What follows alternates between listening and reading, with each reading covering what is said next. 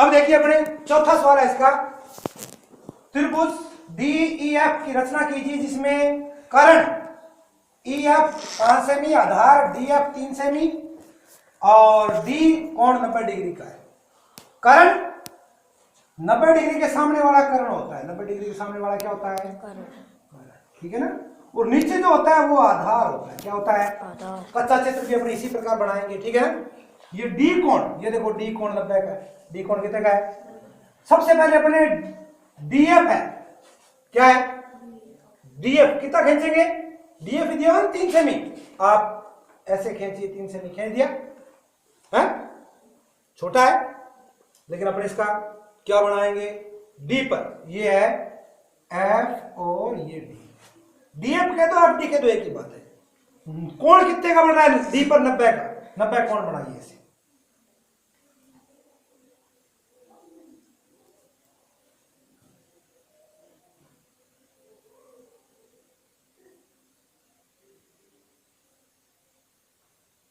ये 60, ये 120 और ये 60 और 60 और 120 को आधा आधा कर दो, 90 हो गया। कितना हो गया? 90 हो गया ना। इसको मिला दो,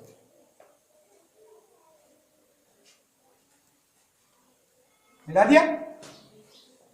अब ये DF या FD और यहां आएगा E, क्या आएगा?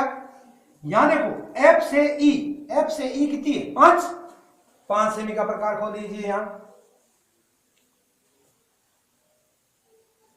ठीक है।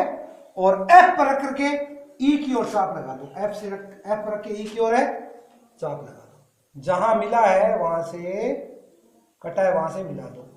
तो इस प्रकार हमारा अभिष्ट त्रिभुज DEF बन करके तैयार हो गया, बन करके कर सकते हैं। अब इसका जैसे जैसे आपने बनाया है वैसे वैसे इसकी रचना कर देंगे।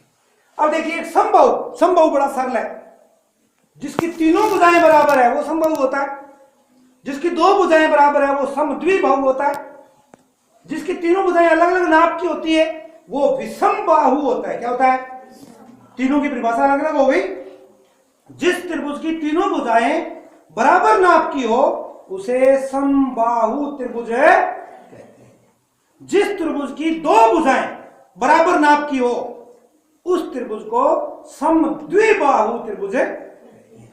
और जिस त्रिभुज की तीनों भुजाएं अलग अलग नाप की हो, अलग अलग हो, तो उसे विषमबाहु त्रिभुज। अब अपने समबाहु बनाना है तो सीधा खींचो आप 4 से, खींच दिया।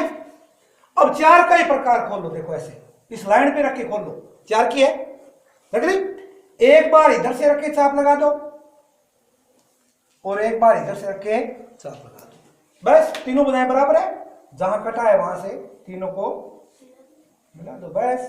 अब अपने इसका नाम भी देते हैं DEF। त्रिभुज DEF। सबसे पहले आपने क्या किया कि रेखाखंड DE 4 सेमी खींचा, फिर उन्हें फुट्टे पर रख करके या स्केल पर रख करके या पैमाने पर रख करके हमने 4 सेमी का प्रकार खोला। D से F की ओर चाप काटा, फिर E से F की ओर चाप काटा। जहां दोनों चाप कटे वहां से F और D को मिला दिया, F और E को मिला दिया। इस प्रकार हमारा अभिष्ट त्रिभुज बनकर के तैयार हो गया। अब देखिए आगे बढ़ा, इसमें देखो अपने PQ दिया हुआ है, उसको नीचे खींचेंगे।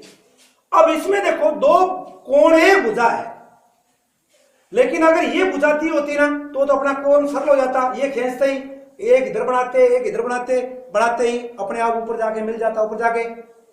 लेकिन इसमें देखो जो भुजा दी है उसके दोनों कोण अपने पास होने चाहिए, दोनों कोण अपने पास होने चाहिए। अपने पास एक ही कोण है, देखो एक ही है ना।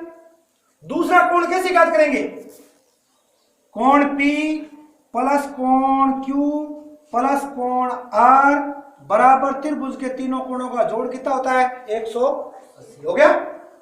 कोण P कितना है देखो 75 डिग्री, प्लस कोण R Q नहीं है, कोण Q प्लस कोण R कितना है अपने पास? 55 डिग्री, बराबर कितना है? 180 डिग्री।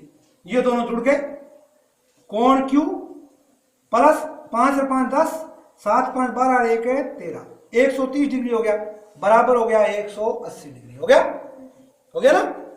अब आप कोण Q बराबर पक्षांतर करेंगे, 180 माइनस 130, कोण Q बराबर कितना आ गया 50 डिग्री।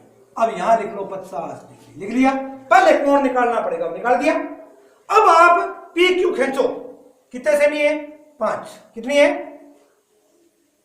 खींची। अब P के ऊपर ये P है ये Q है, P पर कितने कोण बना दूं 75 का। आप प्रकार से बना देंगे, मैं D से बना रहा हूं, देख लो 75 का सीधा 70 5 75 हो गया। ये क्या है R की तरफ है ना। अब Q पर कितने कोण बनाना है 50 का, कितने का, इधर से दबाएंगे तो इधर से ही गिनेंगे।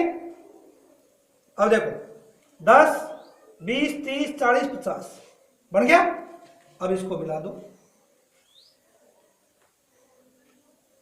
ये देखो यहां कट गया, तो यहां बिंदु क्या आ गया और ये कितना डिग्री था 75।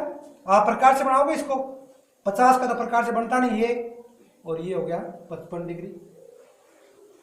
जैसे जैसे आपने बनाया वैसे जैसे आप इसकी रचना कर दोगे। ठीक है, ओके।